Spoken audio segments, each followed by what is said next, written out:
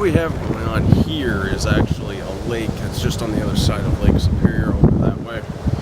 This is Fort Williams, and it's kind of the lesser known of the forts that are up here. It's the neglected cousin of Fort Mackinac, put it that way, because nobody came up here.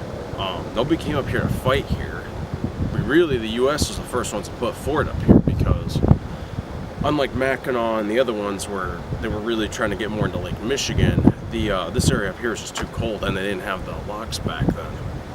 So, that being said, the miners came up here much like in the middle of the 1800s. That's when everything started getting rowdy. You had all the colonizing, all that stuff going on. The Keweenaw really took off after that. That was after the French-Indian War. That's after the Revolution. That's after the War of 1812, for that matter. I mean, people were up here before then, but very few in number. If you were up here, you were Indian or something. Prehistoric people were up here. So this fort was really more just the U.S. putting a fort up here to have a security base, to sort of patrol the region, because by treaty it was theirs at this time. So at about the middle of the 1800s, like that security local security was really the only reason to put a fort up here. But it is still, in the middle of the 1800s, this was frozen as heck, and this is like remote. I mean remote, like Alaskan type remote.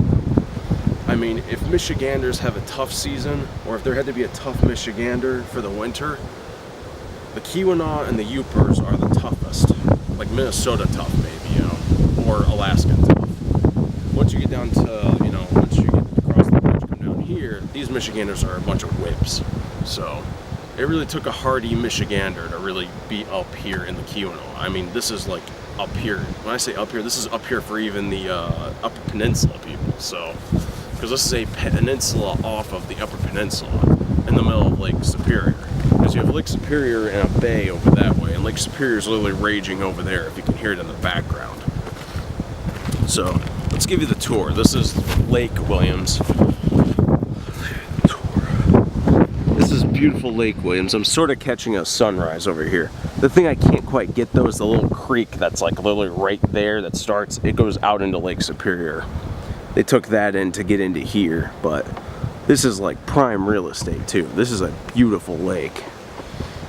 I'd love to put a house on this lake too, but and let's show you the fort cannon. That's the barracks. Back there is stores and stuff like that. And I mean, when I say cut off, I mean you brought supplies in through the little creek that's over here behind this bushes here that come in. And that creek,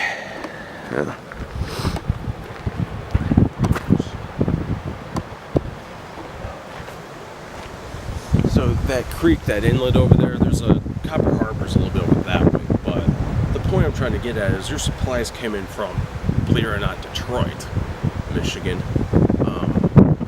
way the hell that way, by two peninsulas and across Lake Michigan and down Lake Huron, or down Lake Huron. Actually, literally, that's how they got up here. Came up Lake Huron.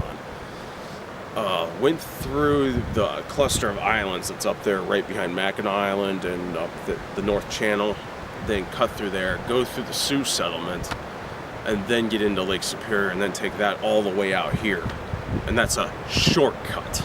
So you would probably see your supplies come in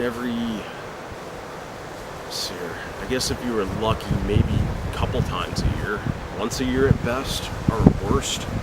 I mean, 2 times in a summer is probably a really good day to get fresh supplies to keep the store back there stocked full of stuff. Otherwise, a soldier up here is probably doing patrols down in the Keweenaw, patrolling mining towns or something at best. I mean, there's not much to really fight up here. By the time the soldiers were up here, I don't think the Indians were even really causing. I don't think there was any real culture conflict going on between them and Indians. So, yeah, I mean, you get a nice couple months of summer up here, beautiful trees like I showed you in the other shot, and yeah, you get to be out here with a bunch of your soldier friends. I really don't know what the heck to do, but this fort really does not get the attention that I think it deserves. I mean, it takes a real... It's got the, I mean, really the same stuff that happened at Fort Mackinac that the soldiers had to do on an everyday basis. It's kind of the same thing you had to do up here, but you're just more remote up here and stuff, so.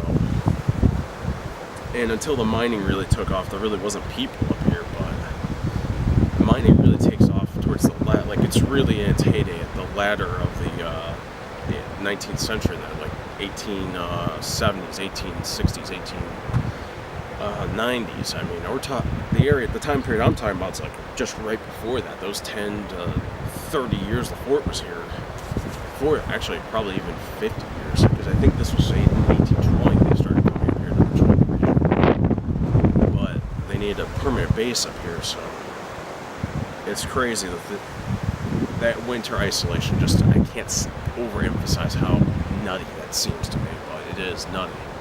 It's not like you had Highway 41 back then. You could just go straight down to Houghton, Michigan or something. You're pretty much locked in all the way up here, even though that's 40 miles of highway to get down there to what's kind of population. 40 miles back then was crazy distance for them. I mean, that's a long boat ride. Or even longer bushwhacking. Oh, that's it for this video.